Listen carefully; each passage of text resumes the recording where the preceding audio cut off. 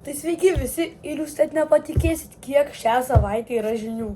Didžiausia turbūt žinia bus NASA Artemis II misija, kur buvo labai daug rekordų net pasiekta.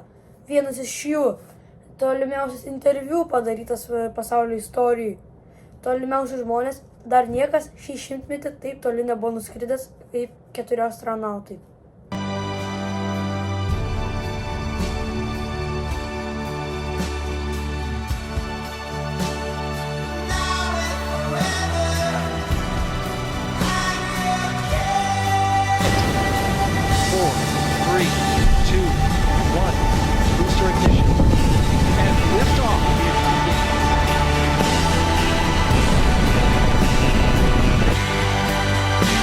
Daugiau nei 10 milijonų žmonių žiūrėjo, kaip NASA Artemis II raketa pakilo į kosmosą. Ir dabar non-stop žiūri apie 300 000 žmonių per live transliaciją. Tai antra labai didelė naujiena yra Irano karas. Tai Iranas sakė ne Trumpo paliaubom ir sakė nesibaigs karas, kaip Trumpas norėjo. Amerika pradėjo bombarduoti tiltus ir sakė, greit bus jau energijos infrastruktūra. Makronas pasakė Trumpui, kad geriau užsičiauptų. Tai kita labai svarbi naujiena mums, tai yra Ukrainos karas.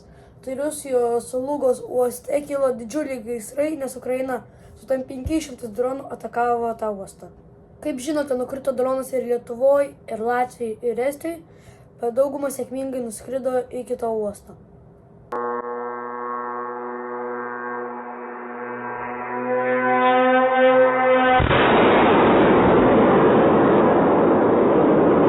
Kita naujiena iš Amerikos. Tiger Woodas tik patekęs į avariją, išlipo iš mašinos ir jo tiesiai skambint Trumpui.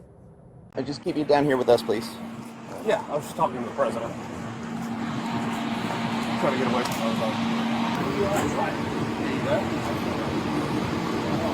Hey, Rob.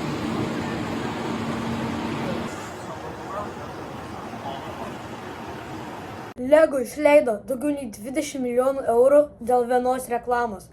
Ten dalyvavo Mesis, Ronaldo, Mbappé ir Vinicius Junior. Trumpas pareiškė, kad paliks NATO, nes prie jo karo neprisijungė NATO valstybės. Bet Motorosis nesupranta, kad NATO nėra skirta atakuoti kitas valstybės, o kaip tik gintis nuo kitų valstybių. Kulka, kuri buvo naudota nužudyti Charlie Kirką, netitinka ginklo.